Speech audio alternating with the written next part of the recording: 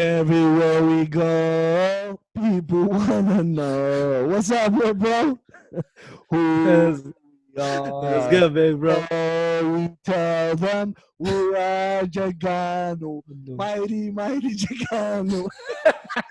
Down in the building. JEGANU MMA. Now you What up, little gotta. bro? What up, big bro? You gotta How's it turn going, Tyler. bro? You gotta turn Tyler Woodley, huh?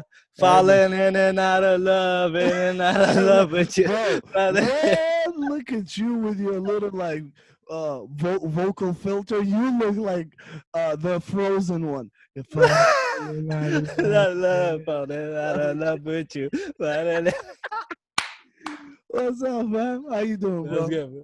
All Can't good, all complain, good. man. I was excited for this episode. I couldn't wait to actually for us to do this episode, and I was like bugging you to jump on.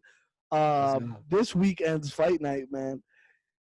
Dustin Porrier versus Dan Hooker, the number one contender in Dustin Portier versus the number 5 contender in Dan Hooker that just arrived, just got into the top 5. And look at this He's guy.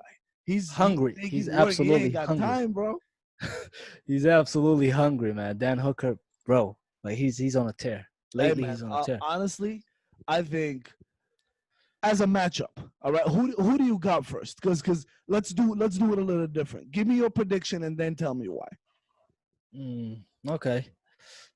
Are we talking about like the main Dustin event only, or Poirier are we gonna say? versus Dan Hooker. Let's start with the main event, baby. There's not a lot of fights to go there, so we're just kind of talking about. But I think those are the highlights of Saturday night's fight night. I don't think this weekend. Maybe you don't know. Like you might be surprised, bro. Like, there you go. I am willing to be pleasantly surprised. surprised. I'm okay with that. But who do you got? Dustin Poirier. Poirier versus Hooker. It's a tough one. Like it's a tough fight, but I would say I'm gonna go with Dustin Poirier. And why? My reason to picking Dustin Poirier is because obviously he's coming out of a loss, and people are expecting him to just like give up because Khabib is holding on to the title, and Tony Ferguson just lost and whatever. But like this matchup, bro, Dan Hooker is known like from City Kickboxing in New Zealand with Israel Adesanya. He's such a good is such a good kickboxer, but Dustin Poirier, his height might be a disadvantage, but he got good reach. Obviously not. I don't know if it's longer than the Dan Hooker, but he got good reach. Yeah. Excellent boxing, crisp boxing. On the ground, he's an absolute wizard. My only concern is that he doesn't get caught with that, with that knee in the middle that Dan Hooker loves to throw. The one that he caught, the real deal. What's the name of the British guy, man? Robertson, Pierce Robertson, or something like that. Pierce Robertson. He caught him with like a knee in the middle that he likes to throw, just like the knee that's in my shirt. You see? Muay Thai, baby. I was just gonna say that. Look at that. Exactly, that's a crisp Muay Thai kickboxing knee, man. But this is like a jumping knee, but Dan Hooker doesn't have to jump. He's that tall. Like he throw it he throw it while he's standing. So that's my only concern if Dustin Poirier and he's too gets huge close for the division, bro. But Barbosa, like when he lost to Barbosa fucked his leg up, bro. He kicked him, he stopped him with leg kicks. So I don't know. Dustin Poirier might like capitalize with that and like start to throw leg kicks, but I don't think he will do that much of a damage. Yeah, his damage will be in the boxing if he gets in the pocket with Dan Hooker. Hopefully he does. Hopefully he doesn't get caught with the knee. But boxing, if it gets in the ground, 100, not 100%, I'll say 75% to 80% chance that he's gonna submit Dan Hooker. So my prediction is he would submit Dan Hooker. I'm saying Dan Hooker. Yeah, 75% to 80%. But it's interesting. No, don't get me. Keep going. It's interesting. I like where is it going because he does have the tools to definitely accomplish that, right? Absolutely. That's his like 75% to 80%. But my prediction is that both of them might it might be a stand-up war and it lasts to the distance. They go 5 rounds and Poirier wins a decision, or Poirier stops Dan Hooker in the third to fourth, late third to early fourth round. He knocks him down and he submits him. It might be a submission. I would just say that. In the championship rounds. And the championship rounds, of course. Third to fourth. I got it. I could see that. Now, what about you? I could see that. Now, I'm definitely with like, because you definitely highlighted a lot of the things that Dustin Poirier brings to the table, right? Louisiana boy, Baton Rouge, Louisiana, and yeah. I definitely would go with Dan Hooker. The reason being is Dan Hooker. Now I'm gonna say why, right? But definitely Dan Hooker is on the confidence level is off the roof. He's coming off of wins, and the last win was an absolute war.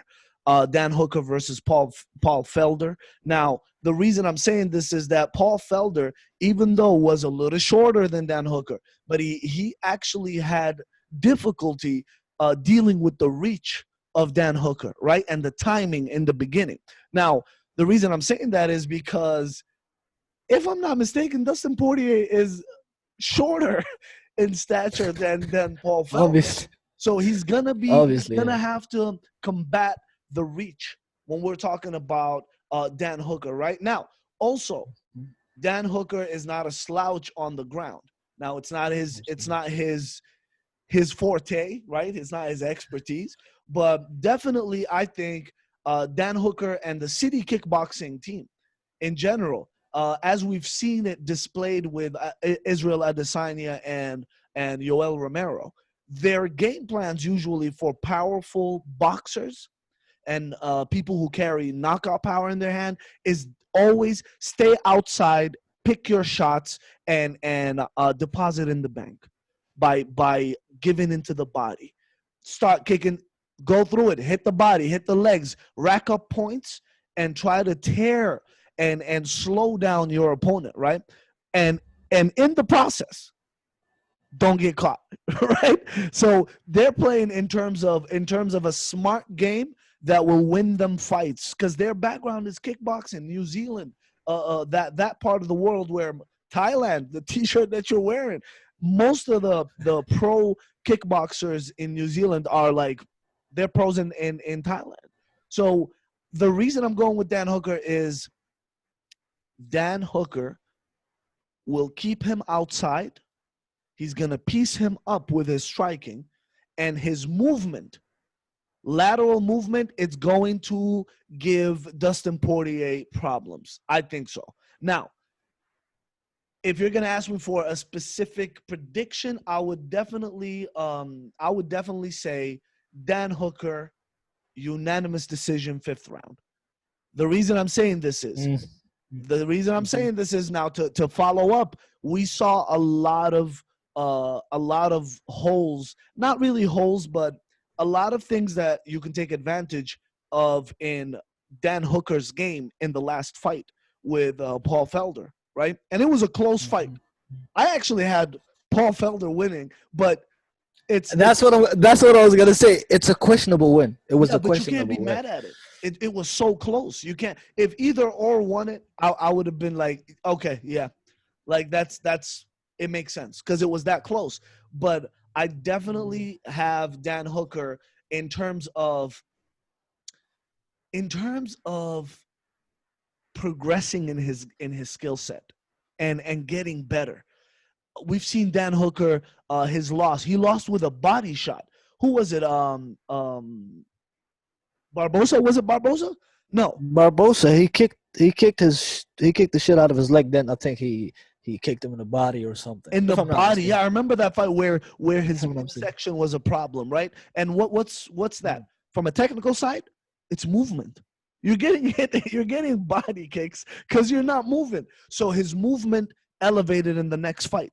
So I'm interested to see what Dan Hooker brings to the table in terms of an enhancement to his skill set. Now, does he have knockout power? Absolutely not. I don't think so. I think technique He would knock out somebody using technique if they're walking into it, blah, blah, blah, other factors. But does he have heavy hands? I don't think so. So that's why I'm saying 5 rounds, unanimous decision, Dan Hooker, and he will be the #1 contender in the lightweight division. We'll see. We'll see, man. Yo, but honestly though, bro, it's the way it's building. Even that's like our predictions, but the way it's building, it's even interesting because I feel Porrier is doubting himself. Because he's the #1 contender, and Dan Hooker just came into the top 5. So if he talks shit, if he tries to kind of say, "Oh, I'm gonna get him," and loses, he's gonna be on a 2-loss streak, right? Losing streak. Losing a 2-fight losing streak. Yeah. So I think that's gonna be he's gonna look crazy, And I'm not even like saying this. I heard Dan Hooker in his interview, right? It's definitely an amazing matchup. Skill set, I think, skill wise, great matchup. Absolutely. What do you think, bro? Absolutely. To be honest, I don't think that it's gonna be the fall of Dustin Poirier if he loses. I think he'll still be 3rd, 4th, because the top 5 is so stupid right now. Like the top lightweight division is so stupid. You got Tony Ferguson, who just lost. You got Conor McGregor, who has absolutely no right to be there. He's the 3rd. You got it's just so stupid. Like in the top 5. So I don't think if Poirier loses, and I hope he doesn't lose. Because I think he's gonna win. See, baby. So I don't think he's gonna lose that.